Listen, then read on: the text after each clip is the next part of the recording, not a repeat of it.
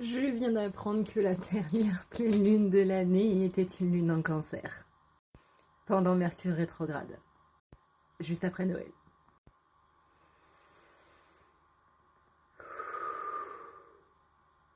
Comme quoi c'est une année de merde jusqu'au bout. Qui dit pleine lune en Cancer, qui dit lune qui va être très émotionnelle. Attention aux crises, c'est pas vraiment le bon moment pour venir enquiquiner les gens, hein. Voilà, si t'es énervé, garde ta frustration dans ton coin, on en reparlera après, mais c'est absolument pas le bon moment pour déballer tout ce que tu as envie de déballer. Toujours par notre chère Keiko et son livre Power Witch. Les lunes en Cancer aident si tu as un souci de façon générale, si tu sens que tu as un problème d'ingérence et que tu as un besoin d'ingérence par rapport à la vie des autres. L'ingérence, c'est quand tu te mêles de la vie des gens et quand tu veux faire des choses pour eux en soi-disant c'est pour leur bien, alors qu'ils en ont rien à foutre. Genre vouloir faire un soin pour quelqu'un d'autre alors que cette personne n'est pas au courant, tu vois. S'immiscer dans la vie de quelqu'un et prendre le contrôle de la vie de quelqu'un, et bah ça c'est de l'ingérence. Ça aide d'ailleurs aussi si tu as un besoin de contrôle.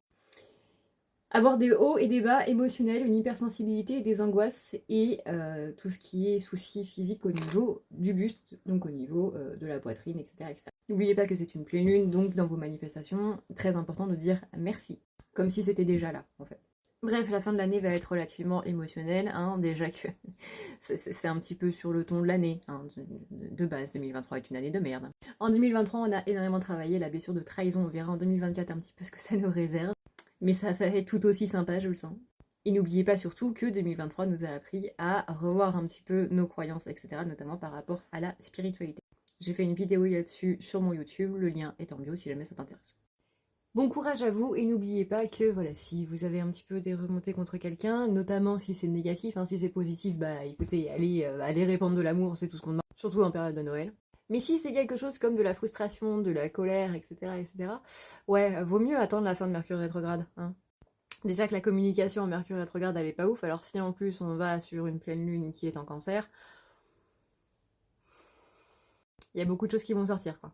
Et comme on est dans la période de Noël, ou dans la période de cadeaux, de recevoir, de partage, etc., c'est très très important d'être dans la gratitude dans cette période parce que l'univers, je vous assure qu'il va vous le rendre un petit peu au centuple minimum, que ce soit en positif ou en négatif. Donc c'est pour ça que c'est intéressant d'être dans la gratitude. Parce que si c'est du négatif, bah tu vas avoir du centuple au négatif. Pas très intéressant du coup. Donc soyons dans des bonnes vibes. C'est aussi normal si tu t'es pris la tête un petit peu avec des gens hein, depuis la rétrogradation de Mercure, donc depuis le 13 il me semble. Voilà, c'est la base de Mercure rétrograde.